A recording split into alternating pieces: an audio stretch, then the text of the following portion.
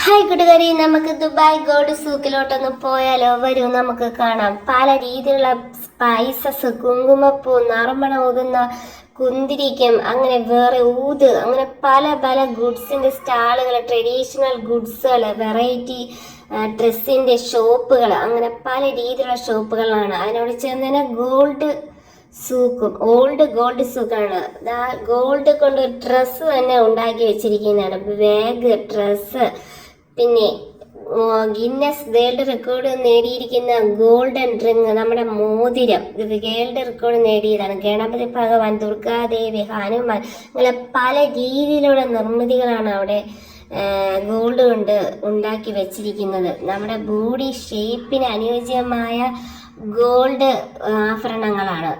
എന്തെല്ലാം വെറൈറ്റി ആഭരണങ്ങൾ, നെക്ലസ്, ഉട്ടിയാണ്, അങ്ങനെ പല രീതിയിലുള്ള ഐറ്റംസ് ആണ് അവിടെ നമുക്ക് കാണാൻ കഴിയുന്നത്.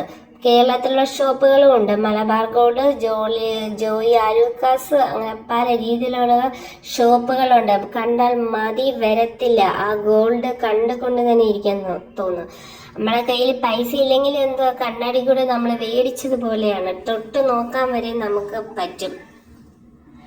പല രീതിയിലുള്ള ആഭരണങ്ങൾ, നെക്ലസ്, വളകൾ, കമ്മലുകൾ, വെറൈറ്റി മോഡലുകൾ. അതാ ഇരിക്കുന്ന ഗോൾഡിന്റെ ഒരു പരന്ത് തന്നെ ഉണ്ടാക്കി വെച്ചിരിക്കുന്നതാണ്. എന്ത് നല്ല ഭംഗിയാണ്. അതിൻ്റെ അടുത്തിരിക്കുന്ന ആഭരണങ്ങൾ കാണാനോ എന്ത് നല്ല ഭംഗിയാണ്. നമ്മൾ അത്രയും വലിയ ആഭരണങ്ങൾ യൂസ് ചെയ്യില്ല, പക്ഷെ ഇവിടെയുള്ള രാജ്യത്തിലുള്ളവർ യൂസ് ചെയ്യുമായിരിക്കും. അതുമല്ല, ഇത്രയും വെറൈറ്റി ഗോൾഡ് ഐറ്റംസ് നമുക്ക് കാണാൻ സാധിക്കുന്നത്. എന്താ, നമുക്ക് ഇനി അടുത്തതായി കാണാം ഗോൾഡൻ ഷൂ.